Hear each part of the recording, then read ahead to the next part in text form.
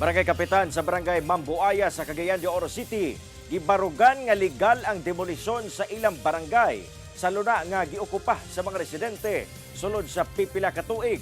Tungod kompleto matud pa sa papeles ang matuod nga tag-iya sa maong lugar.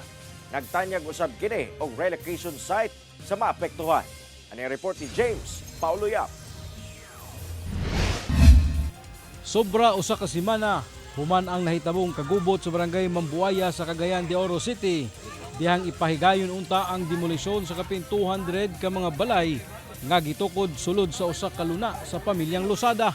Gibarugan ni Barangay Mambuaya Kapitan Philip Porras nga legal ang iyang gi-issue nga notice to vacate sa mga apektadong mga residente. Sumala niya nga sumbanan sa eviction notice ang City Ordinance 4373-94 o ang Building Code. Sumala sa kapitan nga walay mga building permit ang mga balay nga gitukod sa luna sa mga Losada. Busa kinahanglan kini nga gubaon. Pero tungod lagi aning naay balaod, na nakita po nato nga applicable kay sa regarding aning ordinance. Wala siya, kaya nato. Dahil structure and then katong sa isa delicate, tama gid dito sa ubo mo gid.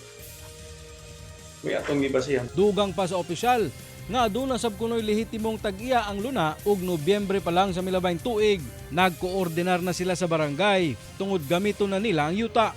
Aduna man sab kunoy relocation site nga gihanyag ang pamilyang Losada diin tagaan matud pa og 40 square meters ang matag apektadong residente apan nagdumili kuno ang pipila kanila. I-relocate na mo sila. Tagaan pa na mo sila og cash assistance or materialis. Mag-andam pamigsakinan. Kaya kung voluntaryo na sila og guba, kami pa maghakot na ingon dito sa relocation. Gihimakaksab niini ang aligasyon bato kaniya nga nabayran siya sa mga gustong mo-claim sa maong yuta. Inay aduna kuloy mga dokumento nga iyang nahuptan nga nagpamatuod nga ang pipila ka mga miukupa sa maong luna maoy nagbaligya og parte sa maong yuta. Mismo ako nung para kung pila gid inyong baligya ay inyong palit anak ma'am. Tapos yung Geraldine itong dalawang balay sa 200,000 sa yuta lang. Yes. Kung akin sa inyong ipalitan. Ang magulang ni Dominga. Baka na katong paay nga mo po na katong sige interview. Ginakuhaan pa og komento sa GMA Regional TV1 Mindanao si Dominga Macana, ang presidente sa Hiduma Tribal Association.